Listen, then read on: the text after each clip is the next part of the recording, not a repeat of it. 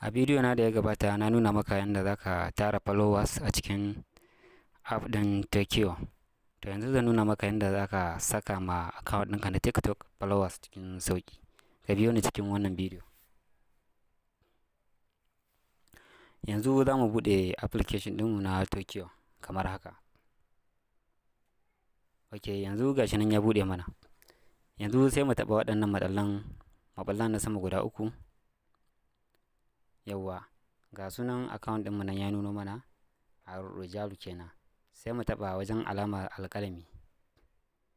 To yanzu nan ƙasa gashi nan ya bamu inda za mu saka sabon username ɗinmu kamar haka. Bari mu gani.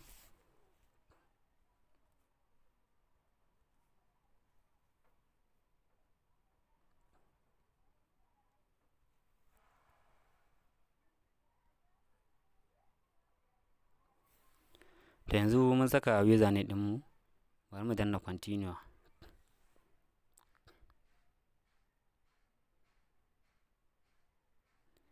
Yawwa, yanzu da kake gani ga coin ɗinmu nan bai sauka ba, sannan ga sabon account ɗinmu ya hau.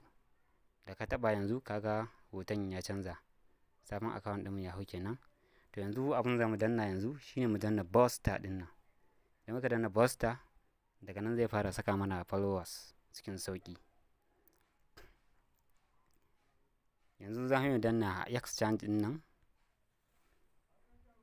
Yanzu mun danna exchange. Yanzu mun kunna booster kenan. Yanzu Tokyo ya fara aiki domin ya fara saka mana followers a cikin account ɗinmu na TikTok. Bari mu koma can baya mu gani. Yawwa. Yanzu da kake gani yanzu mun samu followers guda uku. Ga coin ɗinmu nan yana ta tafiya mun samu followers guda uku. To haka zai ta saka ma followers har adadin abin da ya samu. Na gode da kallon wannan bidiyo. Idan kun ji daɗin wannan bidiyo, ku danna mana liking, ku danna alamar subscribing domin ku ci gaba da samun shirye-shiryenmu. Sannan ku yi share ga sauran jama'a su ma su gani. Na gode sosai.